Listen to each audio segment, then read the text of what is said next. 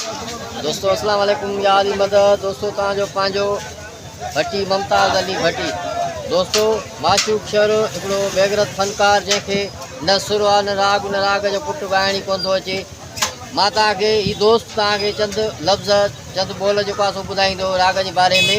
तव्हां हिनखे बि ॿुधो। ऐं माशूक शहर हिकिड़ो थोको जेको हिकिड़ो फनकार आहे जंहिंखे जेको आहे टिकटॉक वारनि वायरल कयो आहे। हिकिड़ो बेगरत फनकार जेको सिंधी सकाफ़त खे ख़राब थो करे। हीउ दोस्त तव्हांखे ॿुधाईंदो चंद लफ़्ज़।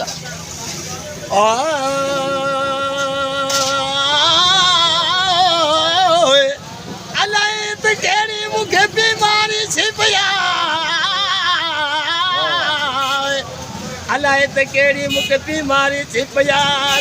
त माने खो आरी थी पिया बदन सॼे में बेकरारी थी पिया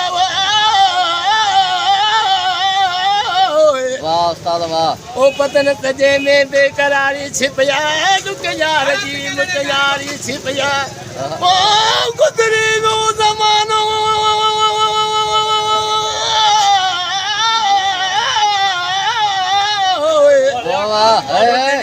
ज़मानो अलाए पर हुस्न ॾिसी जा पाण के कंदासीं बर्बाद छा न कयोसीं कुझु कोन अजय असांजी फारी थी पिया। वाह सही वाह। दोस्तों तव्हां पंहिंजो जो तव्हां आवाज़ ॿुधो आहे। तव्हां कमेंट में इंसाफ़ लिखिजो माशूक शहर हिन में केतिरो फ़र्क़ु आहे। माशूक शहर खे टिकटॉक वारनि माशूक शहर खे वायरल कयो आहे जंहिंखे 10 लख ऐं गाॾियूं इनाम में था ॾियनि जंहिंखे राग आहिनि उन थो अचे बेगरत खे। तव्हांजो पंहिंजो दोस्त भट्टी मुमताज़ अली भट्टी। अस्सलाम वालेकुम या अली मदद।